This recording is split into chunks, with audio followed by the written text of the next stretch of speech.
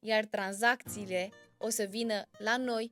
Cred că cea mai mare provocare în a fi un agent imobiliar este felul în care noi ne gestionăm emoțiile și cum gestionăm lucrurile care ni se întâmplă nouă și mai ales cred că cea mai mare provocare este răbdarea. Este să învățăm să avem răbdare, este să învățăm să ne bucurăm de proces. Ani de zile nu m-am putut bucura de proces pentru că doar la rezultat mă uitam. Dar e atât de fain să te bucuri de proces și de fiecare zi și să înveți câte ceva în fiecare zi. Cred că asta este cea mai mare provocare, să înțelegem că businessul ăsta este inside out, vine din interior spre exterior, nu din exterior spre interior. Și noi ne creăm fiecare lună și fiecare tranzacție se datorează acțiunii pe care noi o facem. Și ca să putem să facem o acțiune curată, ca să putem să fim o binecuvântare acolo unde noi ne ducem, trebuie să fim bine în interiorul nostru. Atunci putem oferi bine în exterior, iar tranzacțiile o să vină la noi,